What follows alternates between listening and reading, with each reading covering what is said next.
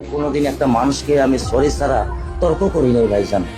তা আমার এই 8 বছরের মাসুম একটা বাচ্চা কি অপরাধ?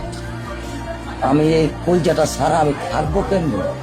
আমার এই বাচ্চাটা আমি ঘরে ঢোকার আগে ফ্রিজের মধ্যে আমার জন্য শরবত বানায় রাখে। আমার বড় মেয়ে না, আমার ছোট মেয়ে 8 বছরের। বাবা শরীরের ছবি এখানে লাগাই রাখছে, বাবা তুমি আমাকে নিয়ে যাবা। আমি বলছি, আল্লাহ বাবা তুমি আল্লাহর কাছে যাও, আমার তো নেওয়ার দিয়ে যাওয়ার ক্ষমতা নাই।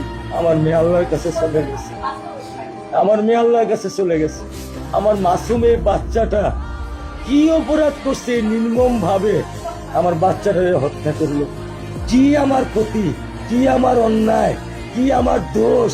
আমি একটু জানতে চাই আপনাদের কাছে। আমার যদি কোনো দোষ থাকে, আমার কোনো যদি অন্যায় থাকে, প্রকাশ্যে আপনারা আমার ফাঁসি দিয়ে দেন। আমি এই বাচ্চাটা ছাড়া আমি থাকবো কেমনে? আমি কেমনে আমার এই কলজা টুকরা ছাড়া আমি থাকবো? আমার পক্ষে সম্ভব না। দিনে 50 থেকে 100টা কল দেয় আমারে। বাবা তুমি কখন আসবা? বাবা তুমি কখন আসবা? বাবা তুমি কখন আসবা? 8টা বছর আমি আমার বুকের এই ঘরে ঘুম পাড়াইছি। আমি আজকে আমি কার সাথে ঘুম আসবো? আমি কি দিয়ে মনে সান্ত্বনা দিব? আমার অপরাধ কি?